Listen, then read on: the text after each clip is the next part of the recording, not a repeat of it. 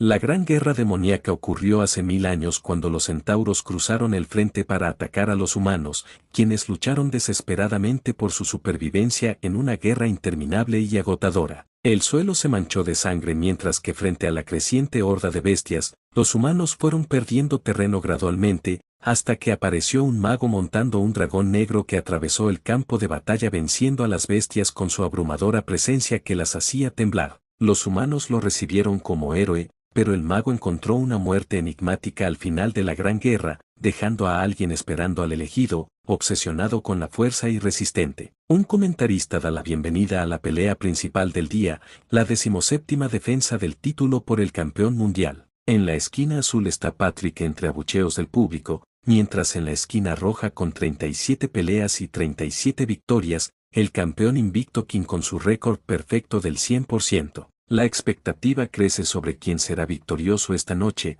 notando que King no ha usado sus piernas en peleas recientes, lo que Patrick mencionó en una entrevista donde predijo una lesión, planeando atacar esa debilidad hoy. Después de todo, King tiene más de 40 años y si esa lesión es real, podría nacer un nuevo campeón. El árbitro da inicio al combate y Patrick, sintiendo la abrumadora presencia de un verdadero campeón, sabe que atacando la pierna puede ganar. Así que realiza un placaje y cuando finalmente consigue agarrar la extremidad, King lo noquea de una patada, revelando que no usa las piernas simplemente porque siempre gana con un solo golpe. Terminada la pelea, King se viste y se dispone a marcharse cuando su entrenador le pregunta a dónde va, recordándole la necesidad de dar una charla a la prensa, pero el campeón insiste en que lo maneje él. El entrenador le insiste que debe hacerlo hoy porque sus fans quieren verlo, a lo que King solo responde que se cuide y le haga saber cuándo será la próxima pelea. Agarrándose la cabeza, el entrenador le sugiere tomar un auto debido al terrible clima exterior, pero King le explica que el tráfico está atascado y es mejor correr, aun cuando son 30 kilómetros hasta su casa. Sin embargo, cuando el entrenador voltea, el protagonista ya había partido dejando a la prensa esperando. Bajo la lluvia, King corre hasta llegar a un edificio, toma el ascensor hasta el piso 34 y abre la puerta de su lujoso hogar donde se cambia de ropa y se sienta frente al ordenador con una sonrisa para jugar El Último Salvador, un juego de computadora tan difícil que incluso los jugadores más experimentados se han rendido, pero que él ha jugado diariamente durante 10 años sin faltar un día, con entrenamiento constante y perfeccionamiento incesante buscando enfrentarse a rivales cada vez más fuertes. Un impulso que se ha desvanecido en la realidad pero que en el juego puede sentir nuevamente, recuperando el espíritu de un retador. King se enfrenta al rey demonio Izar mientras afuera de su casa los truenos suenan con mayor intensidad. Está a punto de derrotarlo, pero se pregunta qué ocurre,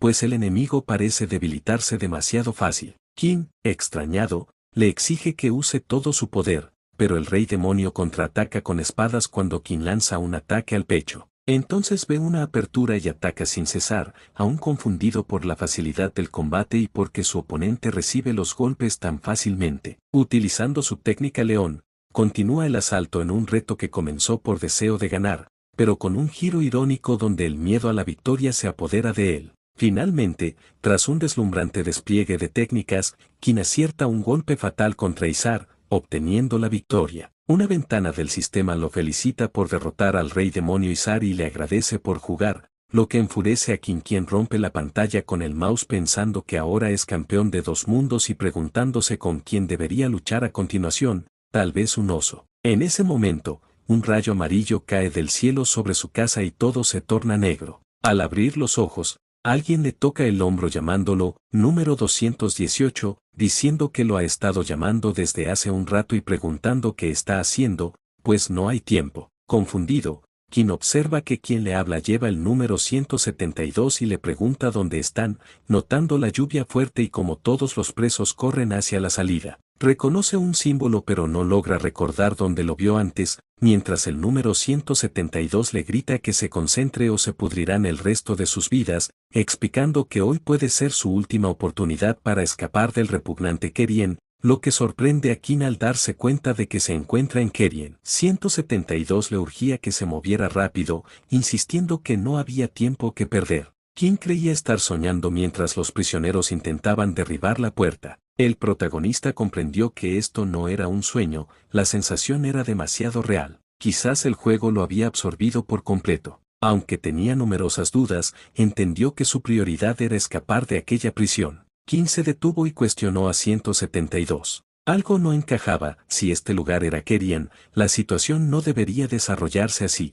172 explicó que todo ocurría así porque el jefe se había ausentado repentinamente, brindándoles una oportunidad única para escapar. King lo sujetó firmemente y lo apartó de la puerta, exigiéndole calma. 172 cuestionó sus acciones. King reflexionó que aunque la explicación parecía lógica, su instinto de campeón le advertía que jamás debería atravesar esa puerta. La puerta cedió y los prisioneros salieron. King retrocedió velozmente arrastrando a 172, quien forcejeaba para liberarse. Los prisioneros celebraban su aparente libertad hasta que uno perdió la mano bajo el ataque del jefe Clark, quien aguardaba al otro lado. Clark soltó una carcajada mientras ordenaba a sus soldados exterminar a todos los fugitivos. King comprendió la trampa mortal. Gritó a 172 que escapara. Los prisioneros huyeron desesperados de los guardias. Finalizada la matanza, el jefe Clark ordenó alinear a los escasos supervivientes. El suelo quedó tapizado de cadáveres. Al contemplar los cuerpos, 172 vomitó involuntariamente. Un guardia lo observó moverse y lo golpeó brutalmente, advirtiendo que cualquier movimiento significaría ejecución inmediata. El protagonista observó con amargura la falta absoluta de compasión, incluso hacia un niño. El jefe Clark se posicionó frente a King y comentó sobre su cobardía al no intentar huir. Declaró su desprecio hacia los magos, considerándolos simples cobardes, y expresó humillación por tener que considerarlos rivales. Acercándose amenazadoramente a King, le aseguró que lamentaría no haber muerto ese día, llamándolo un Aracán. Al alejarse, Clark le advirtió sobre su sombrío futuro. King contempló su reflejo y murmuró perplejo, me llamó Aracán. Una semana después, en el campamento penitenciario, la rutina de King consistía en construir inútiles torres de piedra, tarea diseñada exclusivamente para torturar a los reclusos. Tras varios días allí, había descubierto aspectos cruciales sobre sí mismo. Su cuerpo era extremadamente frágil, agotándose con el mínimo esfuerzo, apenas contaba 15 años, y carecía por completo de habilidades mágicas. Había intentado practicar magia secretamente, sin resultado alguno. Le resultaba incomprensible que un Aracán careciera de poderes mágicos, sabiendo que esa dinastía era célebre por engendrar los hechiceros más poderosos. Sospechaba que lo habían repudiado precisamente por esa deficiencia, ya que su linaje no toleraba miembros sin capacidades mágicas. Un guardia le gritó que trasladara inmediatamente la torre de piedras a otra ubicación. King notaba además un sistema interno sincronizándose con su personaje, mostrando un avance del 78%. Se preguntaba cuándo culminaría ese proceso. En el comedor, King meditaba sobre su régimen de ejercicio cuando 172 interrumpió sus pensamientos preguntando si nuevamente rechazaría la comida. El protagonista le ofreció su ración de pan, recibiendo agradecimiento. King advertía cómo los demás prisioneros lo evitaban, exceptuando a 172. El último linaje de magos Aracán. Los rumores sobre sus característicos ojos escarlate afirmaban que representaban una maldición adquirida tras innumerables asesinatos. Se decía que cruzarse con aquella mirada garantizaba una muerte segura. King observaba que 172 aparentaba su misma edad y compartían celda, sugiriendo una amistad previa a su encarcelamiento, aunque no conservaba recuerdos al respecto. Se cuestionaba qué crimen habría cometido alguien tan joven para terminar en Kerian. 172 le advirtió cautelosamente. Ante la interrogante de King, explicó que recientemente, debido a King, las tareas forzadas habían incrementado, generando hostilidad entre los reclusos. Le aconsejó moderación. King entendió entonces por qué los demás prisioneros lucían al borde del colapso. 172 le alertó específicamente sobre el prisionero 589, líder indiscutible entre los reclusos, conocido por sus brutales asesinatos en la arena. King cuestionó si no resultaba peligroso para 172 mantener su cercanía. 172 respondió con sencillez que había desarrollado afecto hacia King. King se incorporó abruptamente ordenándole apartarse del camino. 172 preguntó confundido. Los prisioneros se aproximaban amenazantes. King murmuró que lo inevitable estaba ocurriendo. 172 palideció de terror. 589 enfrentó a King, acusándolo directamente por el incremento en la carga laboral. King lo desafió preguntando sus intenciones. 589 lanzó un puñetazo demoledor que impactó contra el suelo. Qin lo sujetó firmemente propinándole un rodillazo certero en la mandíbula, provocando asombro general. Sin embargo, Qin se sorprendió al comprobar que su ataque no causó daño alguno. 589 lo agarró violentamente y lo proyectó contra la pared con fuerza descomunal, generando una densa nube de polvo. Qin yacía derrotado cuando el sistema le notificó la culminación del proceso de sincronización. Qin esbozó una sonrisa. Un resplandor envolvió los brazos y piernas de Qin. Renovado de energía, desafió a 589 a atacarlo nuevamente. 589 se burló diciendo que para alguien abandonado por su familia tenía demasiada confianza. Qin le exigió que atacara de inmediato y guardara silencio. Enfurecido, 589 se abalanzó sobre Qin con intención homicida. Qin lanzó una patada, pero 589 logró atraparla antes del impacto. Sin embargo, Qin contraatacó con su otra pierna golpeándole directamente en el rostro. Aturdido,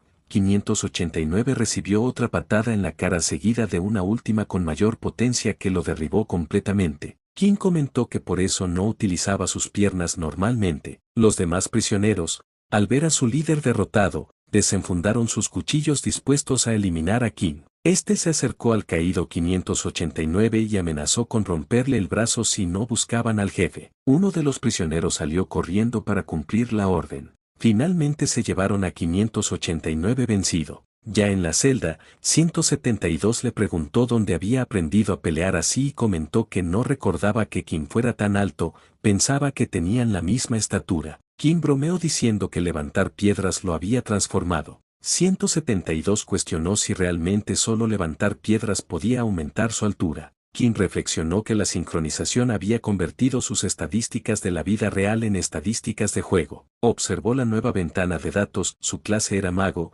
sus rasgos incluían inmunidad al veneno, luchador inmortal, retador tenaz, alma noble del campeón y bendición de archimago, sus estadísticas base eran 100, pero sufría una penalización de menos 50, y su maná era inexistente. Qin se asombró al comprender que era un mago incapaz de utilizar magia. 172 lo observaba perplejo mientras Qin sonreía como un demente. Al acostarse, Qin pensó que tenía el peor personaje posible, entendiendo por qué había sido abandonado por su clan. Sin embargo, decidió mantener la calma y analizar su situación con detenimiento. Consideró afortunado tener estadísticas base de 100, aunque lamentaba la penalización. Concluyó que esta desventaja podría eliminarse mediante entrenamiento físico, aunque la alimentación deficiente complicaría el proceso. Analizó sus rasgos, todos de categoría S, reconociendo aquellos obtenidos en el juego como inmunidad al veneno y luchador inmortal. Pensó que si su maná no fuera 0,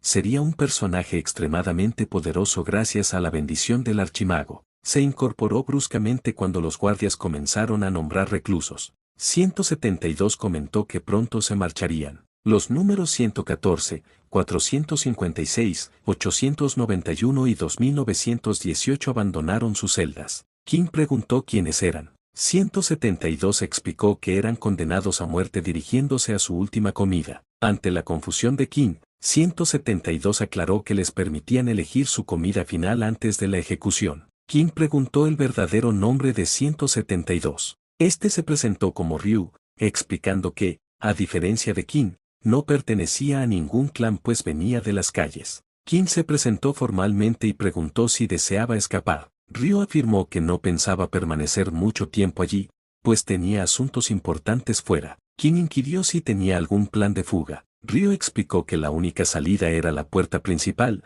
cuya llave poseía el jefe. Qin preguntó si debían derrotar al jefe para arrebatarle la llave. Ryu cuestionó su cordura, explicando que aunque estuviera jubilado, el jefe era un caballero de 5 círculos. El jefe Clark representaba la personificación de un caballero consumido por el odio hacia los magos. En el universo del último Salvadori, caballeros y magos se despreciaban mutuamente. Qin evaluó si podría derrotarlo en su estado actual o si existía alguna alternativa. Ryu sugirió robar la llave, mencionando que sabía hacerlo por necesidad callejera, pero advirtió que siempre había vigilancia alrededor del jefe. Qin sonrió, una idea brillante formándose en su mente. A la mañana siguiente, el guardia ordenó a los prisioneros intensificar su trabajo, la carga aumentaría y debían correr, no caminar. Los prisioneros protestaron ante estas condiciones absurdas. El guardia cuestionó si se rebelaban contra las órdenes del jefe. 589 aseguró que sus hombres obedecerían. El guardia lo amenazó con su espada,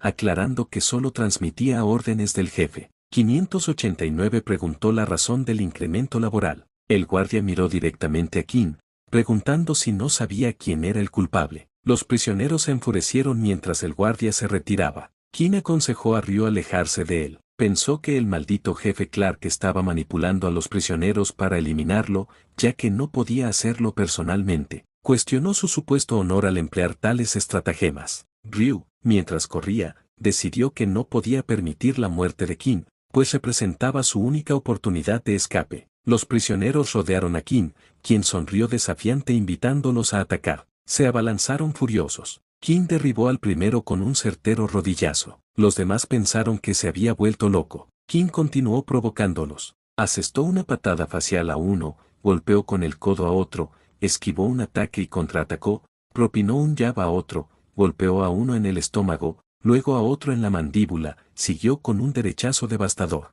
Ryu admiraba impresionado las habilidades de Qin, sin percatarse de que 589 se encontraba tras él. Qin continuó su ofensiva derribando a otro con una patada estomacal. Los prisioneros se tornaron más agresivos desenfundando sus cuchillos, pero Qin seguía dominando la situación. Declaró extasiado que adoraba esa sensación, razón por la cual se había dedicado a las artes marciales. Golpeó a uno hasta hacerlo sangrar. El prisionero 245 intentó distraerlo advirtiendo que habían capturado a su amigo. Qin enfureció, llamándolos escoria y advirtiéndoles del grave error que habían cometido. Qin los insultó furiosamente mientras 589 estrangulaba con más fuerza a Ryu. El prisionero 245 se burló diciendo que solo tenía una gran boca y que debería considerarlo un honor morir a manos de un caballero de 2 círculos. Se abalanzó sobre Qin, pero su cuchillo solo encontró el suelo. Qin había desaparecido repentinamente. 245 miró confundido a su alrededor preguntándose dónde se había metido.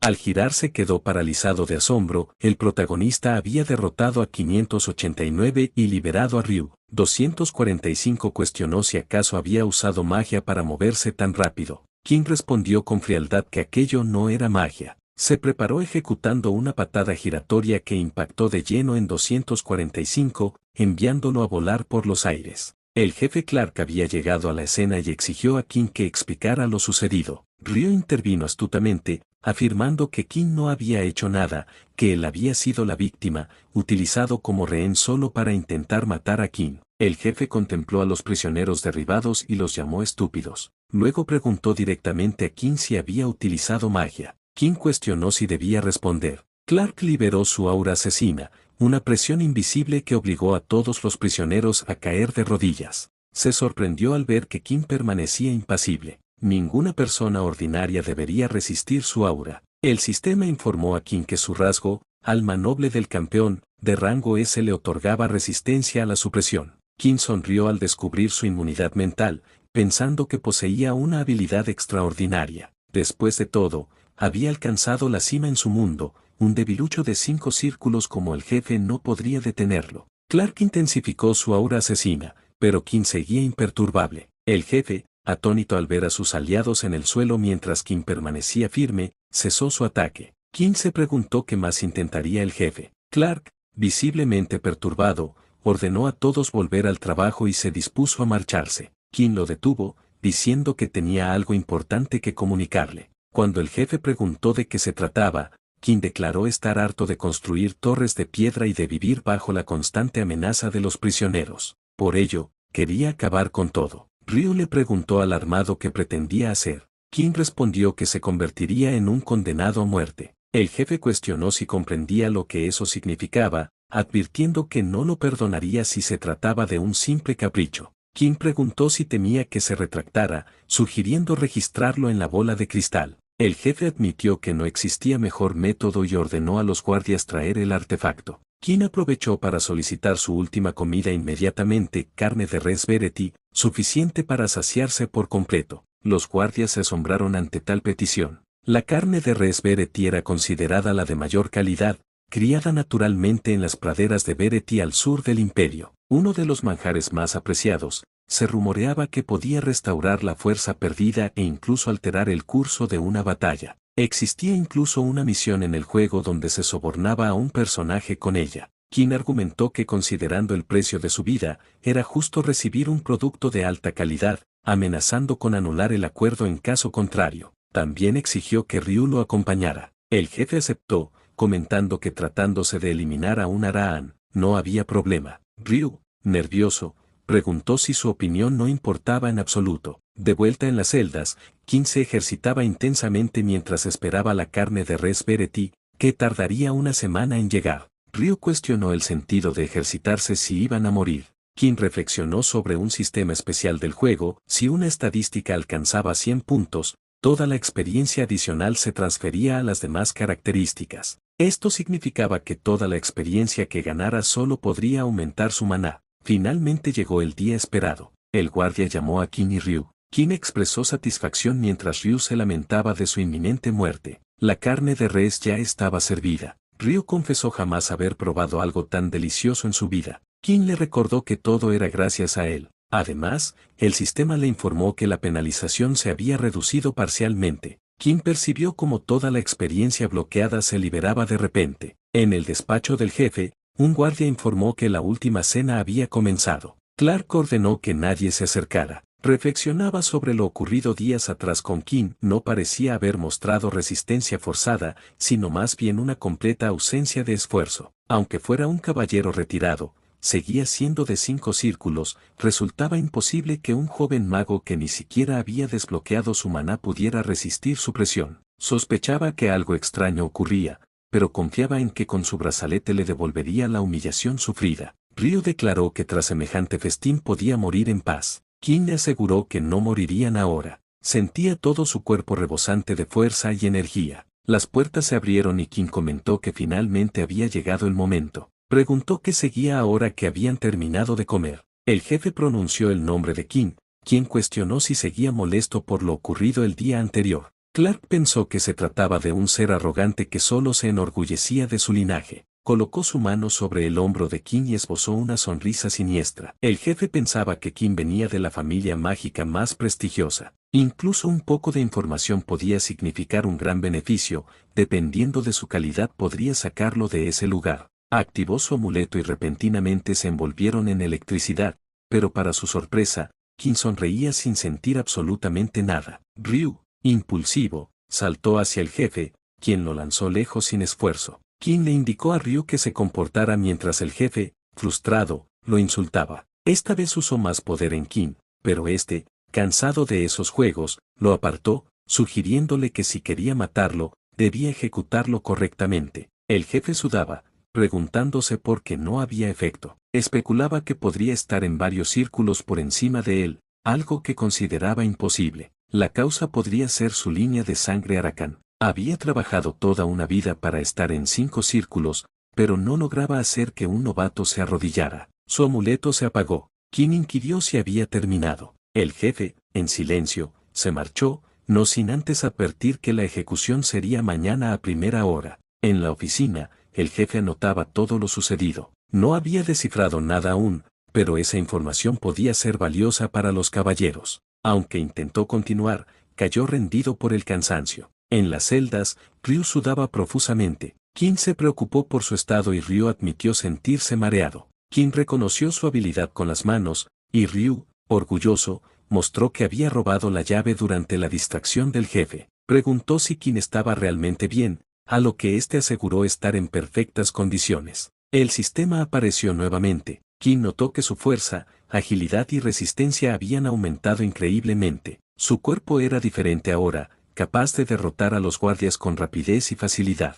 Le indicó a Ryu que debían escapar esa noche, en cuanto se recuperara lo suficiente. Ryu se preocupó por la reacción del jefe, pero King aseguró que ya estaría desmayado, conociendo el efecto secundario de la pulsera que amplificaba el maná pero acumulaba un cansancio extremo. Llegó el momento de actuar. Ryu dudaba, pero King le advirtió que se iría solo si seguía temeroso. Cuando Ryu mencionó no tener la llave de la celda, King simplemente pateó la puerta, derribándola de un golpe. Los guardias notaron su escape e intentaron detenerlos, pero King, con movimientos ágiles y potentes, los neutralizó uno a uno, impresionando a Ryu con su destreza. El jefe despertó para encontrar a los guardias derrotados y la puerta abierta. Furioso, ordenó la búsqueda inmediata de los fugitivos. En la aldea Motama, cerca de la prisión, Kin y Ryu se escondían. Ryu explicó su ubicación y advirtió que los guardias revisarían primero el pueblo. Para mezclarse, debían vestirse como vagabundos, abundantes en esa zona.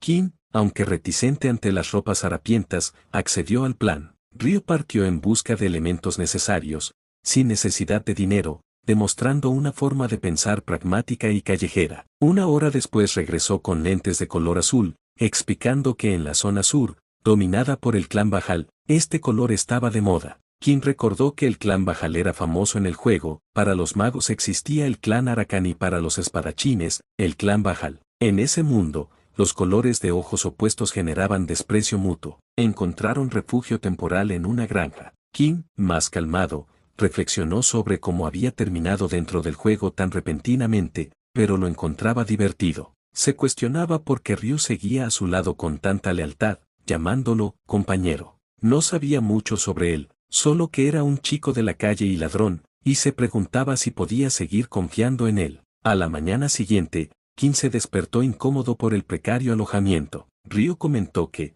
como noble de élite, lugares así resultaban incómodos para él. Kin señaló que necesitaban empezar a ganar dinero. Ante la preocupación de Ryu por los guardias omnipresentes, Kin rechazó la sugerencia de aprender a robar y en su lugar pidió encontrar la arena de combate. En la arena subterránea, los peleadores se enfrentaban con violencia. Kin sonrió ante el espectáculo, vislumbrando quizás una oportunidad. La multitud gritaba como loca. Ryu miró a Kin con miedo, señalando con gestos nerviosos que habían llegado al lugar equivocado. Kin negó con la cabeza, convencido de estar exactamente donde debían. En el centro, dos hombres se enfrentaban. El moreno mordió el hombro de Icaz, quien reaccionó furioso. Icaz lanzó un puñetazo directo a la cara del moreno. Apenas se recuperó, recibió un golpe fuerte en las costillas que lo hizo doblarse. La gente gritaba pidiendo a Icaz que acabara con su rival de una vez. Kin observaba todo con atención. Pensaba ver peleas callejeras simples, pero esto era mejor, más brutal y organizado. El moreno intentó defenderse, pero Icaz lo golpeó varias veces en la cara, dejándolo tambaleando. Ryu comentó entre susurros sobre lo peligroso del lugar, donde mataban gente sin pensarlo dos veces, añadiendo que Icaz era más fuerte que cualquier luchador de la prisión. Antes de terminar sus advertencias, notó que Kin ya no estaba a su lado. La multitud quedó muda de asombro. Kin apareció en medio del ring y detuvo el puño de Icaz con una sola mano. Con un gesto, señaló que el rival ya estaba noqueado, pidiendo calma. Ryu no podía creer lo que veía mientras Kin le pedía al árbitro que detuviera la pelea. Icaz se soltó con fuerza del agarre. Sus ojos examinaron a Kin de arriba abajo, preocupado de que fuera un noble, lo que le traería problemas. Kin le aclaró que solo era un chico de la calle. El público protestó ruidosamente. Para ellos, Kin parecía un niño rico de buena familia. Pedían a gritos que Icaz lo matara. Sin inmutarse, Kin les dijo que eran muy ruidosos, pero que aceptaba la responsabilidad. Pelearía con Icaz y les mostraría algo realmente entretenido. Desde las gradas, Ryu gritó asustado por el peligro. Kin solo le ordenó callarse y apostar por él. Para calmar a su confundido amigo, le prometió que después comerían carne. Comenzó la pelea. Icaz murmuró que Kin había perdido la cabeza, pero aún así mantuvo la calma. Al observarlo, notó algo extraño, aunque tenía apenas 15 años, Kin mostraba una mirada imponente, respiraba perfectamente y su postura era amenazadora pero controlada. Icaz empezó a temblar sin querer, lo que despertó su furia. Icaz atacó con un puñetazo potente. En un abrir y cerrar de ojos, Kin lo golpeó en la cara. Sorprendido, Icaz no entendía qué había pasado. Kin le explicó que los puñetazos no debían lanzarse desde detrás del hombro, y le mostró la forma correcta con varios jabs precisos a su rostro. Pisando con más fuerza para ganar impulso, Kin conectó un jab tan poderoso que le voló un diente a Icaz. Ryu, que rezaba con los ojos cerrados por miedo a ver morir a su amigo, los abrió y descubrió asombrado que Kin dominaba la pelea. Casi noqueado, Icaz no podía creer que un niño lo estuviera derrotando. Intentó un último golpe desesperado, pero Kin lo esquivó fácilmente y respondió con varios jabs rápidos. El jab final, conocido como jab decisivo, derribó a Icaz definitivamente. Kin le pidió al árbitro que declarara al ganador de una vez. El árbitro levantó la mano de Kim y anunció su victoria. Después de la pelea, Kim miró confundido el dinero ganado, quejándose de que era muy poco para una apuesta de 62-1. El banquero insistió en que todo estaba bien contado. Mientras Kim seguía protestando, Ryu empezó a sudar nerviosamente. Kim lo miró fijamente y le preguntó cuánto había apostado realmente, reprochándole no haber apostado todo lo que tenían. En ese momento se acercó una chica pidiéndoles hablar. Kim recordó haberla visto antes hablando con el árbitro. Le preguntó quién era. Ella se presentó como Erna, la administradora de la arena. Kim dio media vuelta, dejándola con la palabra en la boca. Dos guardaespaldas bloquearon el paso a Kim. Él los miró desafiante, preguntándole si querían terminar como Icaz. Los hombres se quedaron quietos, mirándolo fijamente. Kim se preguntó por qué le eran tan leales a Erna. Erna le dijo que había derrotado a Icaz, un campeón que ella había traído de la gran ciudad. Le insinuó algo más pero decidió dejarlo ir por ahora, añadiendo que se volverían a encontrar en un lugar más tranquilo. Antes de despedirse, le confesó que le gustaban los luchadores fuertes. En el restaurante, Kim y Ryu estaban hablando de Erna, quien tenía mucho poder en esa ciudad.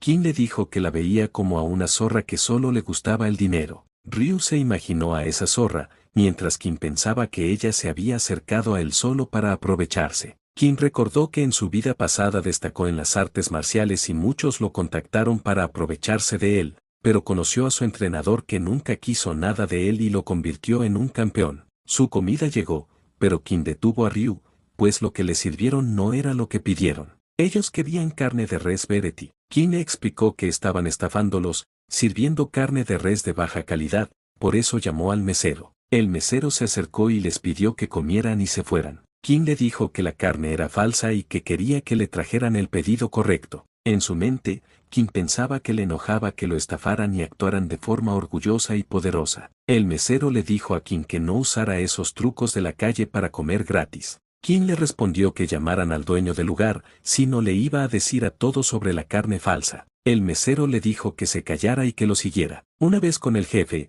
que estaba rodeado de personas armadas con cuchillos, el gerente preguntó si ellos eran los que estaban haciendo escándalo. Kim le dijo que no eran ellos los que estaban haciendo el problema, sino el que vendía carne falsa. El gerente le respondió que tenía razón, pero le señaló que no se daba cuenta de las personas armadas que lo rodeaban. Kim le advirtió que el que no entendía la situación era él, porque si lo atacaban, los derrotaría a todos. El gerente se rió y ordenó a sus subordinados que lo mataran. Kim golpeó a uno en la cara, a otro le rompió el brazo, al siguiente le pegó en la garganta y después en la cabeza, y al último lo redujo rápidamente. El gerente, asustado por lo que había hecho Kim, le preguntó quién demonios era. Ryu respondió que él fue quien derrotó a Icaz. El gerente, con voz temerosa, le preguntó qué era lo que quería. Kim dijo que eso era lo que quería escuchar, que era una persona razonable. Quería dos cosas: que les devolvieran el dinero que gastaron y que, desde ese día, comieran carne de res gratis. El gerente murmuró que estaba jodido. Por la noche, Ryu se acostó en su nueva cama y le dijo a Kim que nunca había dormido en una cama tan cómoda. Le agradeció y le comentó que había estado genial en esa situación. Kim le explicó que era el arte de tener información, sabía que vendían comida falsa y que no tenían poder de negociación. Ryu comentó que nunca había visto una cara tan roja como la del gerente. Kim le respondió que ya bastaba, que se durmieran. Pasadas unas horas, Ryu abrió los ojos, verificó si Kim estaba dormido y al ver que lo estaba, se cambió y se fue. Kim abrió los ojos y se preguntó qué hacía Ryu. Unos días después, Ryu entró en la habitación y le dijo a Kim que ya estaba listo, que fueran a comer y que dejara de hacer ejercicio. Después de todo era un mago y odiaba las cosas físicas. Ryu le preguntó si entrenaba porque no tenía mana. Kim respondió que era algo similar. Kim miró su ventana de estado y vio que no había aumentado nada, pues su mana seguía en cero. Pensó que podía estar maldito, aunque también consideró que crear algo de la nada, como uno de mana, tardaría más de lo normal. Le dijo a Ryu que ya había terminado, que podían ir a comer. Ryu se alegró al escucharlo. Mientras iban al restaurante, Kim le preguntó cuántas monedas de oro les quedaban. Ryu contestó que no quedaba mucho, pues aumentaron los precios en la ciudad. Kim, que había jugado 10 años al juego y conocía los precios, pensó que las 50 monedas de oro que tenían no podían perderse tan fácilmente. Se preguntó por qué Ryu lo estaba engañando, pero decidió hacerse el tonto por el momento, pues no veía indicios de traición. Quizás Ryu tenía un motivo oculto. El gerente fue avisado de que Kim había llegado. Recordó que ese día había sufrido una humillación por unos niños y ordenó que prepararan todo para ellos. El mesero les dijo a Kim y Ryu que la mesa estaba lista, con una leve sonrisa les pidió que comieran. Kim le preguntó por qué de repente eran tan amables. Miró alrededor y no vio a nadie que pareciera un asesino. Se preguntó qué tramaban. Ryu le dio un pedazo de carne con lechuga y le pidió que comiera. Kim decidió hacerlo por el momento, pero al probar la comida se dio cuenta de algo y le pidió a Ryu que escupiera lo que tenía en la boca. Ryu escupió la comida con fuerza. El veneno en la comida era real. Kim apenas había probado un bocado pequeño, no suficiente para matarlo. Afortunadamente tenía el rasgo de inmunidad a venenos, algo que ganó en el juego tras haber consumido toda clase de sustancias tóxicas en su vida anterior. Cuando Ryu preguntó cómo supo del veneno, Kim mintió diciendo que era un noble. Ryu quedó impresionado, comentando que los nobles estaban a otro nivel. Ahora debían hacer pagar al gerente por tratar de envenenarlos. El gerente llegó a la mesa, vio los platos vacíos y pensó que ya estaban muertos. Se extrañó de por qué tardaban tanto en caer. Con arrogancia, dijo que no respondería nada pues ya lo habían extorsionado bastante. Kim fingió querer hacer las paces, ofreciéndole comida del mismo plato. El gerente rechazó comer, sudando nervioso cuando Kim le preguntó directamente si la comida estaba envenenada. Negó todo, llamándolo tonterías. Con un movimiento rápido, Kim tiró la mesa al suelo, esparciendo toda la comida. El gerente entró en pánico, preguntándose cómo habían descubierto el veneno. Kim expresó su decepción, diciendo que quería ser bueno pero ahora veía que el gerente era despreciable. Cuando el gerente exigió pruebas del envenenamiento, Kim se quitó los lentes de contacto, revelando sus verdaderos ojos. El gerente retrocedió aterrorizado al reconocer los ojos de un aracán. Kim preguntó si se atrevía a engañar a un aracán, amenazando con tomar su vida como castigo. El gerente cayó de rodillas, suplicando piedad, tan consumido por el miedo que ni siquiera cuestionó qué hacía un aracán fingiendo ser un plebeyo. Kim notó el poder que el nombre aracán tenía sobre la gente. Decidió perdonarlo con dos condiciones: absoluto secreto sobre su identidad y la entrega de la mitad de su fortuna. El gerente salió corriendo a buscar el dinero, pero se topó con Erna en la puerta. Ella saludó a Kim, mencionando que era más impresionante de lo que esperaba para ser un aracán. Kim se preguntó cómo obtuvo esa información y pidió hablar en privado. Ya a solas, Kim preguntó el motivo de su visita. Erna reveló que no buscaba a Kim sino a Ryu,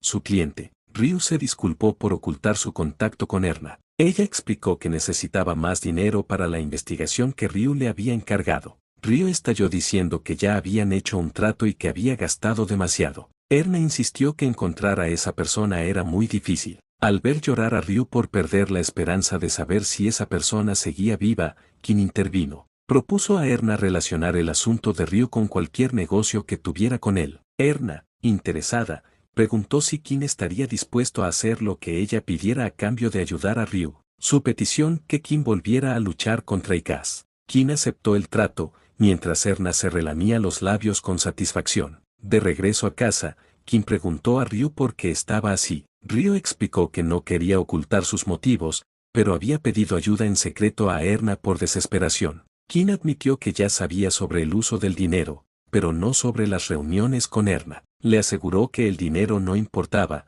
pero le pidió no ocultarle más cosas ni traicionar su confianza. Ryu prometió ser sincero. Ryu se detuvo de repente, suplicando a Kim que abandonaran la revancha y huyeran con el dinero. Kim preguntó por la información sobre el hermano de Ryu. Este insistió que Erna seguramente los estafaría. Kim pensó que Ryu no era ingenuo, pero su desesperación por encontrar a su hermano lo había llevado a hacer tratos con alguien que estafaba a niños vulnerables. Aunque Kim consideró irse, cambió de opinión. Cuando Ryu preguntó si realmente pelearía, sabiendo que Erna preparaba una trampa, Kim respondió que le gustaba limpiar la basura y que vencer a un oponente que lo daba todo era la mejor sensación. Mientras tanto, en la prisión los guardias corrían. El jefe ordenó que la primera unidad saliera inmediatamente. Reprendió a Aura, diciendo que Kim se había escondido frente a sus ojos todo este tiempo. Juró que esta vez lo atraparía para siempre. 3 días después, la pelea estaba por comenzar. La gente festejaba. Kim se preguntaba por qué Ikaz era tan arrogante después de haber perdido tan patéticamente. Ryu le dijo a King que si sentía que algo estaba mal, podían escapar. El presentador dio inicio a la pelea entre Ikaze y King.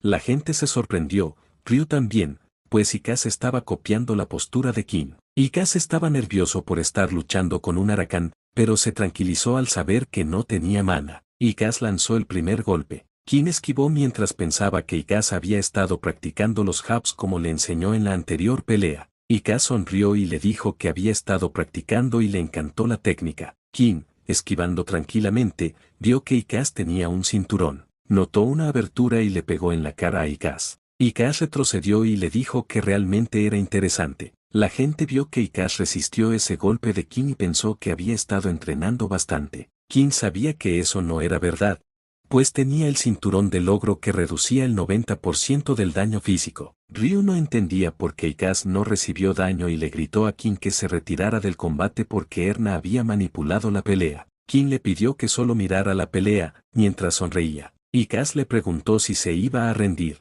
King respondió que no podría y le dijo que honestamente estaba sorprendido. Ikaze se sorprendió porque King cambió la postura de nuevo. King le pidió que no se rindiera después de lo que le iba a hacer. Ikaze no entendió lo que quería decir pero recibió una patada brutal que le dejó un moretón, acto seguido otra patada en el abdomen. King era el hombre más fuerte de la tierra. Con la pelea contra Ikaze estaba realmente feliz, pues nadie podría resistir ni un minuto frente a él. Por esa razón nunca pudo usar sus técnicas que había perfeccionado, pero Ikaze estaba resistiendo, lo que permitió a King usar todo su potencial por primera vez en su vida. King lanzó una patada. Ikaze se puso en guardia, pero la patada le impactó en la costilla. Después le pegó en la cara, otra en el abdomen y un montón más de patadas. Ikaze, lleno de moretones, ya no sabía qué hacer. Intentó predecir sus patadas pero no pudo esquivar ninguna. King le dijo que no se rindiera pues sus patadas no eran tan poderosas. Ikaze iba a rendirse,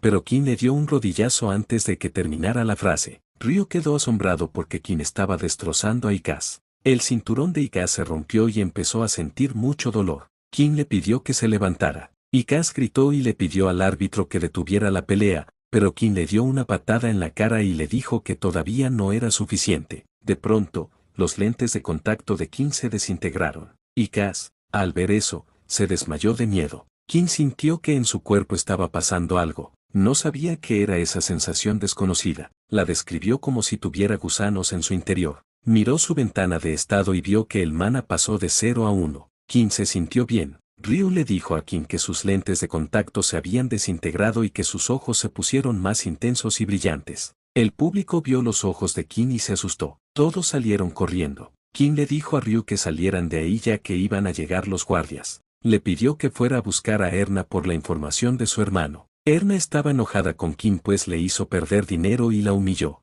Juró que mataría a King por eso. El pueblo estaba lleno de guardias por todas partes. King miró hacia los lados y vio que no había salida fácil. Con un gesto rápido, indicó a Ryu que se escondiera con él detrás de unos barriles hasta que las cosas se calmaron un poco. Cuando salieron de su escondite, Ryu estaba temblando de nervios. Corrió hacia la calle principal buscando un carro para escapar, pero el quechero que llegó llevaba un mensaje directo de Erna. King y Ryu se miraron con desconfianza pero decidieron subir al carro de todas formas. Durante el viaje, Ryu no podía dejar de sudar, preguntándose mentalmente si Erna estaba planeando algo terrible. King ya lo sabía, obviamente algo malo se venía, pero era mejor enfrentar el problema ahora que después. Cuando llegaron al destino, el jefe Clark ya estaba esperándolos con una sonrisa fría y los brazos cruzados. Ryu tragó saliva, sin saber qué hacer ahora. Clark se burló de ellos por haber escapado como cobardes. Erna se rió desde un lado,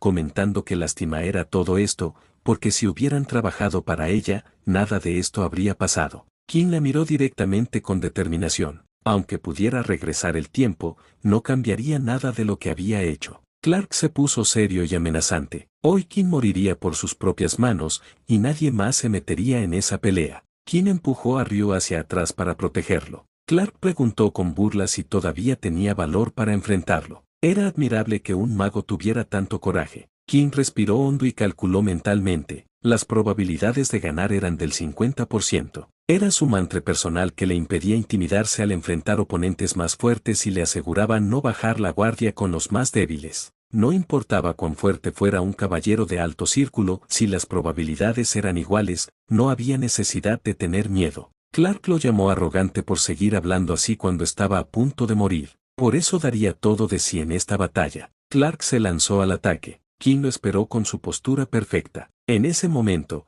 sintió de nuevo esa sensación familiar de desafío. El rasgo de alma de retador se activó, aumentando todas sus estadísticas en 10 puntos. Sus lentes de contacto se desintegraron por la energía. Una gran explosión surgió del choque. Entre la niebla y el humo, Clark miró sorprendido el gran boquete que se había formado en el suelo. Los guardias gritaron señalando hacia arriba, King estaba flotando sobre él.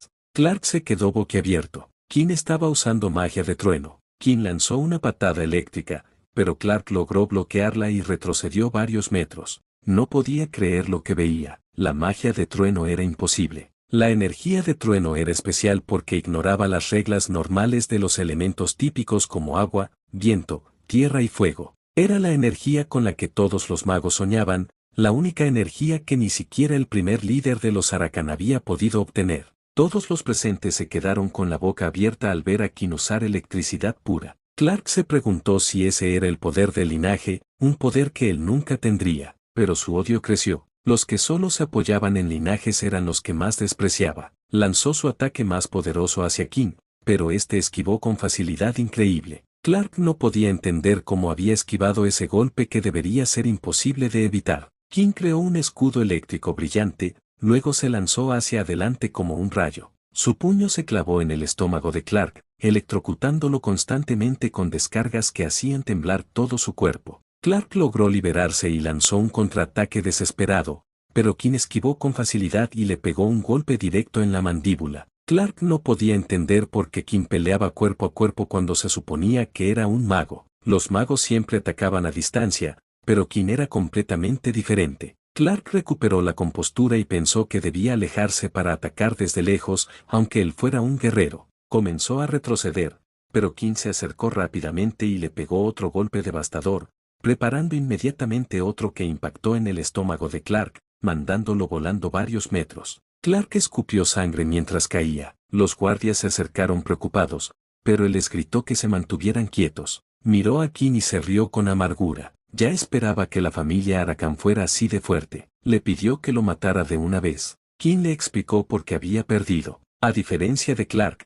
él había entrenado más y trabajado más duro. Clark respondió que eso era una tontería. King no había ganado por esfuerzo, sino porque era un Arakan, nacido en una familia única. Le preguntó si podía entender la lucha de la gente sin talento, de cómo la gente como King le arruinaba la vida. King le dijo que en realidad él era más débil que Clark, pero que si Clark hubiera pensado mejor, le habría ganado. Todo su complejo de inferioridad lo había cegado e impedido progresar. Su derrota fue culpa solo de él. Clark dijo que esas palabras eran ridículas, pero en su mente admitió que le recordaba el código de caballero. Le pidió a King que acabara con todo esto. King pensó que si lo mataba, le pondrían una recompensa por su cabeza, pero tampoco podía dejarlo así. El sistema le informó que el rasgo retador tenaz se había desactivado, junto con el rasgo trascendencia. King miró su mano y pensó que ese era su límite actual. Erna gritó a los guardias que mataran a King. King calculó que el número de guardias era bastante grande, podría ser un problema serio para él, pero de repente,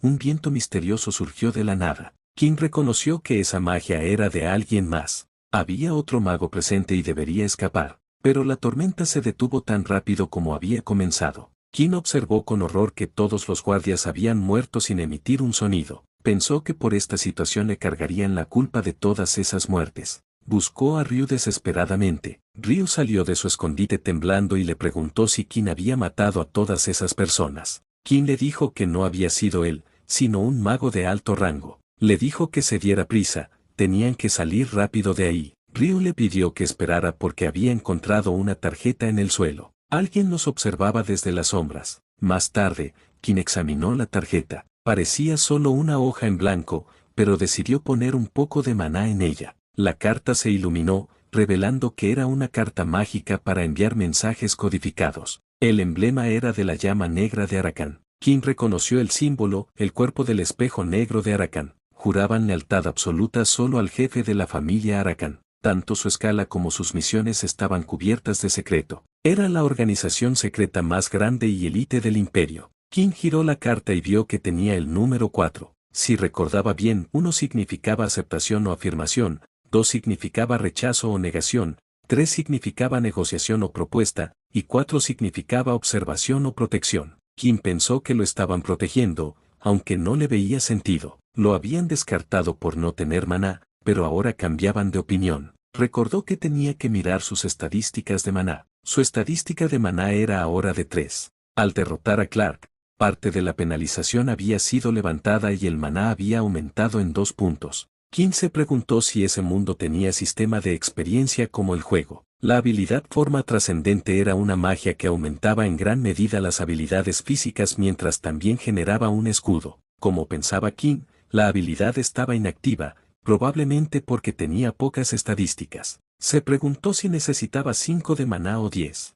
Ryu le dijo que no podía dormir y le preguntó qué seguía ahora. Qin le dijo que irían a Prilda, ya que ahí se había separado de su hermano. Ryu le recordó que el quechero aún no había muerto, entonces los rumores ya se podrían haber extendido. El imperio pronto emitiría una orden de captura y no tenían carruaje para ir ahí. Qin le agradeció por recordárselo. Necesitaban cambiar un poco la ruta e ir a Temaye instead. Temaye era un puesto avanzado del frente sur. En un círculo mágico de luz azul apareció una figura montada a caballo. Con voz firme, se presentó como Torres Bajal y ordenó a los presentes que comenzaran la búsqueda. Él cazaría a todos los Arakan sin honor y los ejecutaría. El caballero de antes se arrodilló con reverencia, esperando órdenes de su superior. La figura sentada en el trono le informó sobre una misión de extrema importancia. Un Arakan que había estado encarcelado en Kerien durante años había logrado escapar de la instalación. Durante su fuga, había asesinado al director y a varios ciudadanos inocentes de la ciudad de Motar. El señor le encomendó la tarea al caballero, recordándole que como sucesor de Bajal, tenía el derecho de juzgar por su propia mano y defender el honor de su linaje. Torres Bajal juró que arriesgaría su vida para cumplir con esa orden sagrada. Mientras tanto, en otro lugar, Qin y Ryu continuaban su travesía hacia el sur. Ryu no dejaba de quejarse por la decisión temeraria de Qin, expresando su frustración por 5ª vez consecutiva en los últimos 5 días. Qin le respondió con irritación, pidiéndole que dejara de lamentarse constantemente. Ryu insistía en que debían ser los únicos tontos en todo el reino que caminaban directamente hacia el peligro. En las afueras del imperio se extendía un frente militar diseñado para bloquear el avance de las bestias demoníacas. Cada familia noble tenía asignada un área específica para defender, y la región sur pertenecía completamente a la casa Bajal. Su destino era Temaye, una aldea ubicada precisamente en ese frente donde ocasionalmente cruzaban bestias demoníacas. La razón por la cual se dirigían a esa aldea, que funcionaba prácticamente como una base militar avanzada, era porque allí se encontraba un portal de transporte mágico. Ryu le advirtió a Qin que solo se daría cuenta de la locura de su plan cuando las bestias los despedazaran. Qin respondió que esa solución era la mejor alternativa que tenían en ese momento crítico. Durante la noche, Ryu ofreció carne seca a Qin, comentando que debían comer abundantemente ya que no sabían cuándo podrían morir. Qin sintió algo extraño en el ambiente, y de repente el suelo comenzó a vibrar bajo sus pies. Le advirtió a Ryu que algo se acercaba rápidamente. Ryu apagó inmediatamente la fogata y ambos se ocultaron entre los arbustos. Ryu susurró si se trataba de una bestia demoníaca, pero Qin respondió que prefería que fuera eso. Qin podía sentir que no se trataba de una o dos criaturas, sino de docenas de vibraciones que se aproximaban. Sabía que no tenía sentido que tantas bestias demoníacas hubieran pasado por alto las defensas del frente. Cuando Qin vio al grupo de jinetes, inmediatamente notó que los caballos tenían ojos azules brillantes, característica distintiva de los caballeros de Bajal. Pudo contar más de 50 jinetes. Uno de los caballeros alertó a los demás sobre haber encontrado rastros de un campamento reciente. Qin sabía que en la orden de caballeros solo se admitían guerreros con poder de 5º círculo hacia adelante. Tener 50 caballeros de ese mismo rango que Clark era una demostración de poder abrumadora. Ryu le susurró a Qin que escapara mientras pudiera, argumentando que a él podrían perdonarlo, pero a Qin, siendo un Arakan, lo ejecutarían sin dudarlo. Qin le dijo que no dijera esas cosas mientras temblaba como una hoja, además tenía un plan que podría funcionar. Qin salió de su escondite y gritó a los caballeros, identificándose como el Arakan que buscaban. Pensó en la carta que había recibido anteriormente, esperando que pudiera ayudarlo en esa situación desesperada. Qin quería dialogar con el líder, pero un ataque sorpresivo se dirigió hacia él. Logró esquivar el primer golpe, pero otro caballero lo atacó por la espalda. Sabía que no podría esquivar a tiempo, pero un círculo mágico apareció bajo sus pies, bloqueando completamente el ataque del caballero. Qin se preguntó por qué se había detenido el ataque, pero inmediatamente se dio cuenta de que había sido bloqueado por magia. Una voz misteriosa ordenó a los caballeros que retrocedieran. Los caballeros retrocedieron inmediatamente y preguntaron a la figura misteriosa quién era. Qin había pensado que alguien lo estaba observando desde algún lugar, pero no sabía que estaba tan cerca. Incluso con su estadística de percepción en 100 puntos, no había podido detectar su presencia en absoluto. El líder del cuerpo del espejo negro les pidió que regresaran, prometiendo que si lo hacían, no pasaría nada. Un caballero le preguntó quién era para meterse en el camino de Bajal. Ese caballero era Torres Bajal. Qin sintió una presencia familiar, como si fuera parte de él mismo. Era el personaje con el que había jugado durante mucho tiempo, había estado hasta el final del juego. Verlo en persona le trajo una olida de nostalgia. Torres Bajal le preguntó a Qin si era el Aracán que buscaban. El líder del cuerpo del espejo negro volvió a pedirles que regresaran, advirtiendo que si se iban ahora, no les pasaría nada. Torres Bajal les dijo que reconocía la organización secreta de Aracán de la que solo había escuchado en rumores. Incluso sabiendo quiénes eran, se atrevían a interferir. Les advirtió que los Aracán habían cruzado una línea y pagarían con sus cabezas por atreverse a provocar a Bajal. Activó su aura de combate. El líder del cuerpo del espejo negro respondió que eso no iba a suceder y activó su magia. Los caballeros se preguntaron cuándo habían preparado esa magia tan compleja. Qin reconoció que ese hechizo era una trampa de la que no se podía salir ni evitar, pero predecir la ubicación exacta y prepararlo antes de que la situación ocurriera requería magia de quinto o sexto círculo. Ese individuo era definitivamente un mago de séptimo círculo. El líder del cuerpo del espejo negro advirtió que en el momento en que levantaran el pie, ocurriría una explosión devastadora. Torres Bajal les preguntó si realmente querían una guerra con Bajal. El líder volvió a pedirles que regresaran, insistiendo en que no quería llegar a esos extremos. Torres Bajal activó completamente su aura y declaró que estaban insultando a los Bajal. Se preparó para el combate. Qin sabía que si estaban en la primera etapa del juego, Torres Bajal debía estar como mucho en sexto círculo. El resultado era obvio, era una pelea que no podían ganar. Si estallaba una batalla en ese momento, Torres Bajal y todos los caballeros serían aniquilados. El rugido del león, esa era la primera técnica secreta de Bajal. Qin sabía que esa técnica requería al menos magia de séptimo círculo. Torres Bajal realmente iba a morir. Qin le pidió desesperadamente que desactivaran el círculo mágico. El cuerpo del espejo negro le respondió que no podía hacerlo ya que seguían órdenes del antiguo señor. Las órdenes fueron protegerlo, no obedecer a Qin. Qin argumentó que si ese era el caso, deberían protegerlo solo a él, no matar al sucesor de Bajal. Les dijo que deberían poder completar la misión sin matarlo. Qin también le pidió a Torres Bajal que se detuviera. Torres Bajal le gritó que se callara, recordándole que había matado al director y a ciudadanos inocentes del sur. Juró que se aseguraría de que Qin pagara por sus crímenes. Qin insistió en que todo era un malentendido. Torres Bajal le respondió que hablaría con él cuando estuviera de rodillas. Torres Bajal se lanzó contra él con toda su furia. Qin observó con alivio que Torres Bajal no había explotado,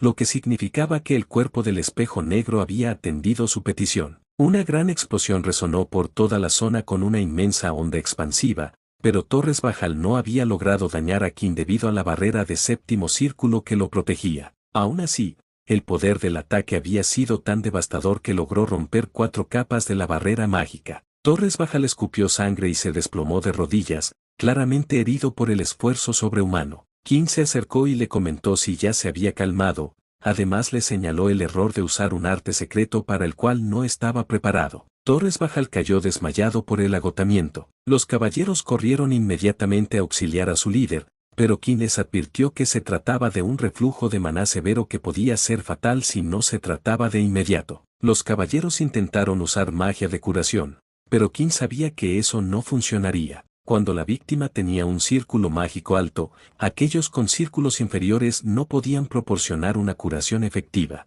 Qin se dirigió al mago de círculo alto del cuerpo del espejo negro y le pidió que curara a Torres Bajal. El mago se sorprendió y le preguntó por qué ayudaría a un caballero. Qin respondió que Torres era un amigo para él. El mago del cuerpo del espejo negro argumentó que eso no tenía sentido, ya que los magos no podían hacer amistad con caballeros. Qin le explicó que si no ayudaba, se generaría una guerra contra los Bajal que no traería ningún beneficio para un mago. El mago replicó que Torres se había hecho eso a sí mismo, que nadie le había hecho nada. Qin insistió en que la causa de toda esa situación la tenía el mago, y ahora estaba involucrado en su misión. Tomó su espada y amenazó con quitarse la vida si no salvaba a Torres Bajal. Le recordó que si lo había estado observando, sabía que siempre cumplía con sus palabras. El mago del cuerpo del espejo negro expresó su preocupación de que el jefe se enojaría con él si se enteraba de la situación. Qin le respondió sin titubear que eso no le importaba, que simplemente curara a Torres Bajal.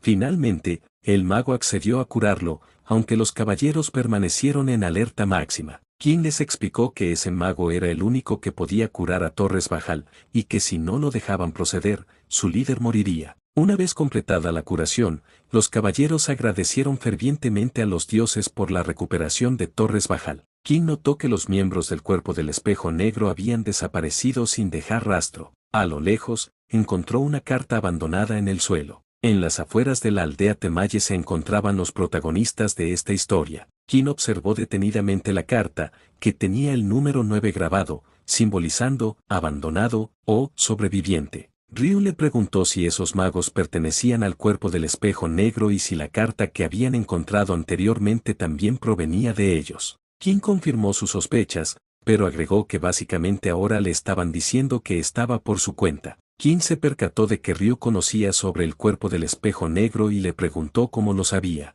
Ryu respondió que todos los niños conocían sobre esa organización. Por otra parte, Ryu le advirtió que debía tener cuidado ya que los caballeros lo habían puesto en su mira. Qin le explicó que si ellos fueran magos y él un caballero, ya estaría muerto. Ryu le preguntó qué quería decir con eso. Qin le explicó que los caballeros tenían honor, si había salvado la vida de un caballero, no lo iban a matar. La diferencia fundamental entre un mago y un caballero era que el caballero tenía honor, mientras que los magos buscaban beneficios y ganancias personales. Un caballero se acercó y le informó a Qin que Torres Bajal lo buscaba. Torres Bajal preparó té cuidadosamente y le explicó a Qin que esa variedad era cultivada exclusivamente por su familia y que estaba verdaderamente exquisito. Qin lo probó con cautela. Ryu, con un poco de miedo recordando que en otra ocasión habían envenenado su comida, también lo probó y le gustó sorprendentemente. Qin fue directo al grano y le preguntó para qué lo había llamado, pidiéndole que actuara de forma más informal. Torres Bajal le preguntó qué edad tenía. Qin respondió que tenía 15 años. Torres Bajal comentó que él tenía 2 años más que él. Ryu pensó internamente que era surreal ver a un Aracán y un Bajal hablando como si fueran amigos de toda la vida. Torres Bajal le agradeció sinceramente por haberle salvado la vida. Qin pensó que era extraordinario que un Bajal le estuviera agradeciendo a un mago, y eso realmente le gustaba. Torres Bajal fue al punto central de la conversación. Le habló sobre la muerte del director Clark. Anteriormente Qin le había dicho que fue un malentendido, y ahora le preguntaba qué había querido decir en ese momento. Qin le explicó toda la situación, evadiendo algunos detalles comprometedores. Torres Bajal, una vez escuchado todo, le dijo que lo que había hecho estaba bien ya que lo hizo por defensa propia, pero no sabía si creerle completamente lo que había dicho. Qin le respondió que no tenía necesidad de mentir, ya que había venido para explicar todos los malentendidos.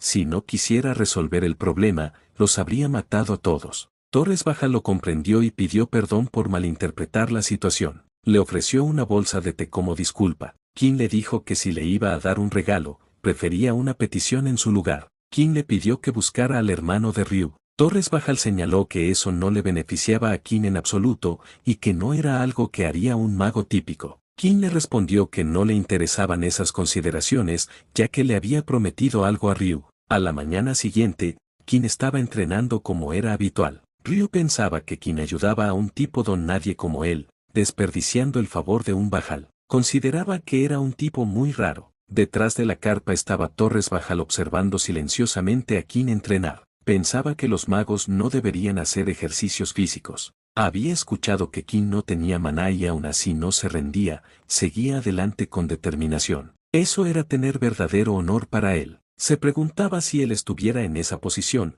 continuaría con tanta dignidad.